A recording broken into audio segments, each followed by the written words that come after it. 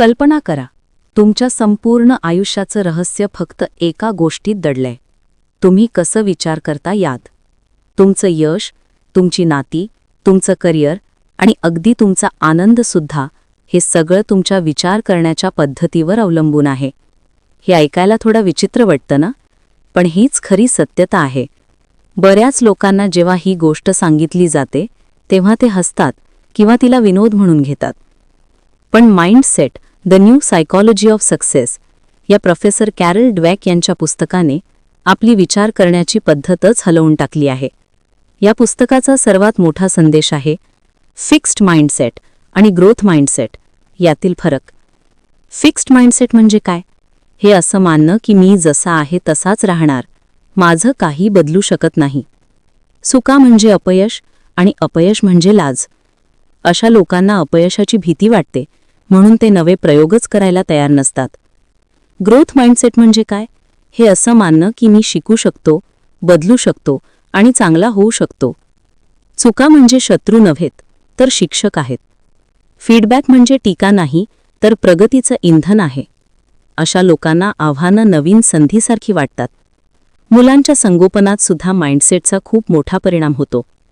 आपण मुलाला म्हणतो, तू खूप हुशार आहेस, हे फिक्स्ड माइंडसेट तयार करतं. पण जर आपण म्हणालो की तू खूप मेहनत घेतली आहेस, तर ते ग्रोथ माइंडसेट शिकतं. मुलांना चुका करू द्या, पण त्यातून शिकायला द्या. हाच खरी वाढीचा मार्ग आहे. नातीसंबंधातही हाच फरक दिसतो. फिक्स्ड माइंडसेट म्हणतं, जर खरं प्रेम असेल तर सगळं आपोआप होईल. ग्रोथ माइंडसेट म्हणतं, नातं म्हणजे शिकण्याचा प्रवास आहे. गैरसमज म्हणजे एकमेकांना समजून घेण्याची संधी आहे.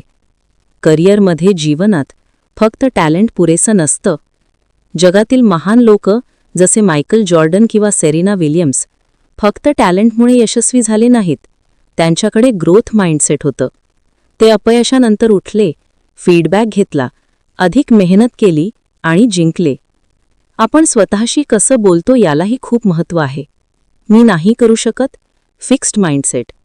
मी आत्ता नाही करू शकत, पण शिकून करू शकेन, ग्रोथ माइंडसेट.